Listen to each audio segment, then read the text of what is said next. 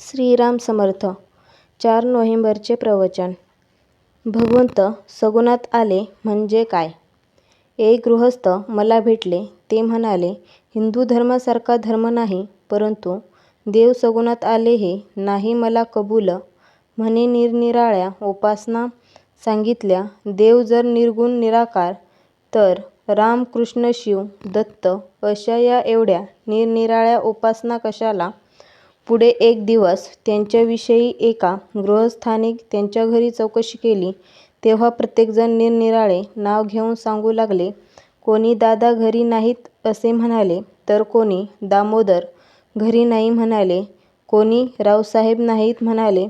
हे सर्व जरी म्हटले तरी त्यायोगे भेटणारा मनुष्य ज्याप्रमाणे तो गृहस्थ एकच, त्याप्रमाणे हे भगवंताच्या निर्गुणाचे सगुणात झाले. भगवंत सगुणामध्ये आला की जे नियम आपल्याला लागू असतात, तेच नियम त्यालाही लागू होतात. सगुणाशिवाय निर्गुण उपासना करतो म्हणतो, त्याला त्याचे मर्मच नाही कळले. खरी तो सगुण उपासनाच करीत असतो, पण त्याला नाही ते कळत. आपले वेद, उपनिषदे, ब्रह्मसूत्रे आणि त्यावरची भाष्ये यांनी निर्गुण स्वरूपाची रूपरेषा काढून दिली. संतांनी तिच्यामध्ये रंग भरला आणि भगवंताचे सुंदर चित्र तयार केले. ही सगुण भक्ती होय. सगुणोपासनेवाचून मोक्ष मिळणार नाही.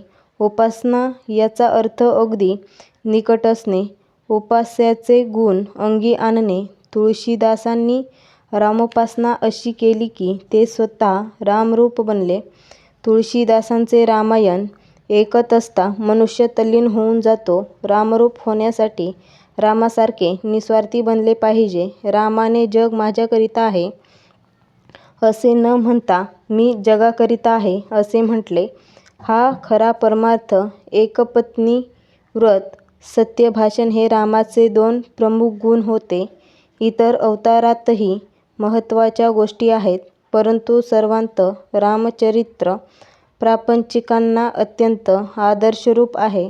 रामचरित्र सर्वांना सर्वकाळी आदरणीय आणि अनुकरणीय होय.